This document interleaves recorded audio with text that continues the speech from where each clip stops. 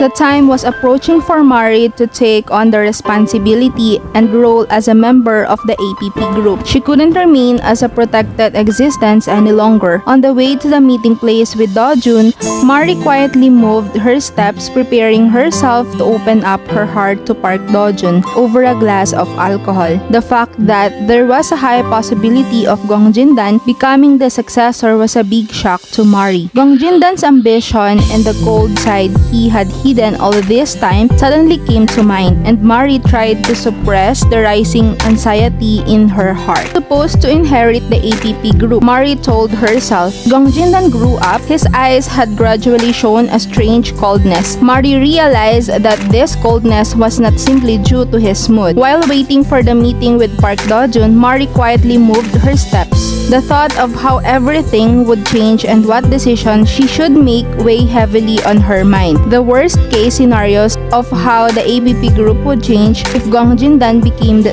successor kept coming to her mind. Mari arrived at the meeting place before Park Do-jun. The street was quiet and a chilly wind brushed against her clothes. While waiting, Mari looked around and coincidentally spotted a familiar figure. It was Hong Egyo standing in front of a bar. Mari couldn't take her eyes off her. The owner of the bar, who didn't seem to have a good quality, was talking to Hong Egyo as if he knew her. Long time no see. Have you been well? Hong Egyo turned her head with a stiff expression towards the owner. I'm sorry, but I don't know who you are. I'm not that person. Hong Egyo's voice trembled, but she desperately denied herself and tried to leave. The owner, still smiling, followed her and continued talking. Really? You seemed like that girl back then. Oh, is there a difficult situation where you can pretend to know me? Mari was shocked as she watched the scene. It was the first time Mari had seen Hong Egyo so anxious and trying to avoid someone. She couldn't understand why Hong Egyo was involved with such a person in this place. Mari was getting closer to the time she had agreed to meet Park Do-jun,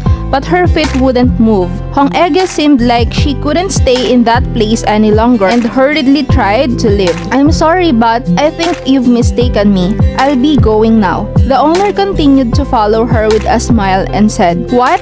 Why are you trying to avoid me like this? I'm just happy to see you. Isn't it too much for me to think that way considering our connection? Mari couldn't bear to watch anymore. Her heart felt suffocated as she saw Hong Egyo becoming more and more flustered. In this situation, she was confused about what to do. Do-jun, should we really just pretend not to know? Gong Mari asked with a worried voice. Park Do-jun replied with a serious expression. I don't know, but if we intervene now, it might become more complicated. Let's observe a little longer. Gong Mari nodded in agreement with Park Do-jun's words, but she still felt confused in her heart. She had a sense of unease about what kind of repercussions and how things would unfold in the future. The man that Hong Egyo had met that day kept lingering in Gong Mari's mind. The scene she witnessed that day kept replaying in her head. The bewildered expression on Hong Egyo's face, the man's absurd laughter, and Hong Egyo's hurried attempt to leave. Everything seemed suspicious. Hong Egyo had always been strong and confident since she started working for Gong Dae-suk, but that day she seemed completely different. After days of contemplating, Gong Mari finally made up her mind. She decided to go back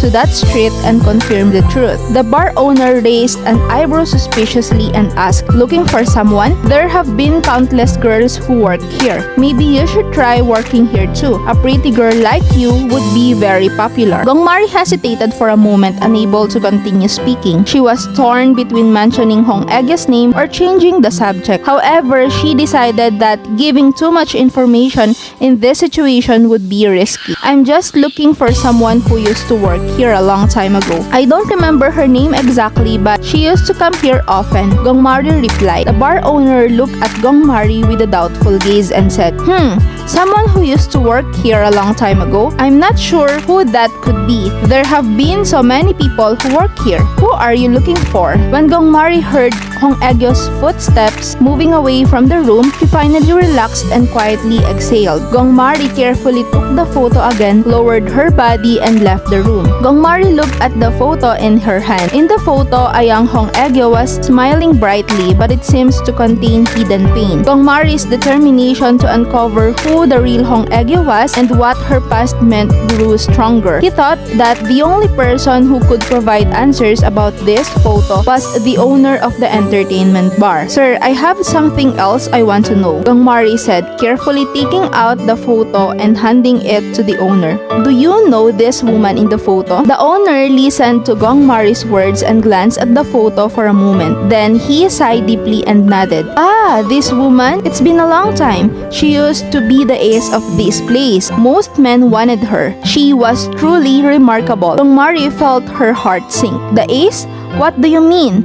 she asked. The owner handed the photo back to Gong Mari and explained. "She was the most popular woman here at that time. Everyone desired her. She even got the name Hong Egyo. She always approached everyone with a bright and friendly demeanor." Gong Mari's mind became confused. She never expected her aunt's past to be so complicated. She couldn't understand why Hong Egyo ended up working in such a place and why she had relationships with so many men. As she left the bar, she felt a heavy emotion weighing down on her. Even as she left the entertainment bar, Gong Mari tightly held onto the recording device in her hand. The file containing the conversation with the owner was inside. Gong Mari gathered her courage and headed towards Hong Egyo's room. Gong Mari found Hong Egyo sitting on the bed reading a book. As Gong Mari approached, Hong Egyo looked up with a smile. "Gong Mari, what's the matter? Is something wrong today?" Gong Mari hesitated for a moment as she looked at Hong Egyo's smile,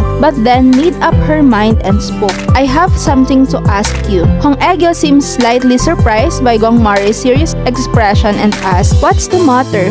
Why do you look so serious?" Gong Mari took a deep breath and cautiously spoke. "Have you ever worked at an entertainment bar in the past?" Hong Egyo's face instantly stiffened. Calmly, she raised her head and replied, "What are you talking about? I told you I've never worked at such a place. Why are you suddenly saying this?" Gong Mari observed Hong Egyo's reaction and took out the recording device. "I saw everything. I recorded the conversation with the bar owner. The man said you worked there." Hong Egyo's face turned pale in an instant.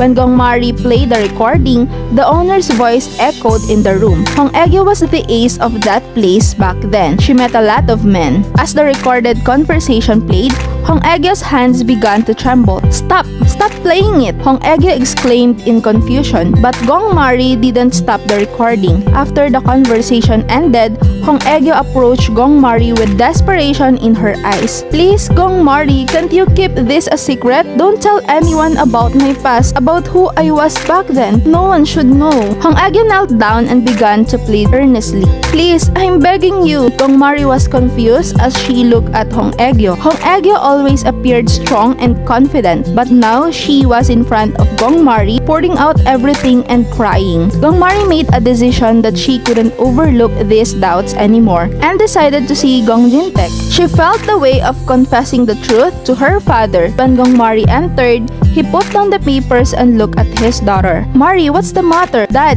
there's an important story about Ajuma. She has a hidden past." Gong Jintaek looked at Gong Mari with a surprised expression. "What do you mean Hong Egyo has been hiding something?" Gong Mari took a deep breath and slowly began to reveal Hong Egyo's past. She talked about Hong Egyo's past working at the entertainment bar, the fact that she had met many men there, and how she had hidden all of it and lived her life. Gong Jintaek became more and more rigid as he listened to the story. If all of that was true, then Hong Egyo had betrayed the family in a significant way. After Gong Mari finished her story, Gong Jintaek spoke in a calmly voice. "Gong Mari, is all of this really true?" Gong Mari replied with a trembling voice. "Yes, Dad. It's hard for me to believe it too. But I confirmed it myself and Ajuma eventually admitted it. But there's a big problem. Uncle's birth. We need to find out if Uncle is really grandfather's son."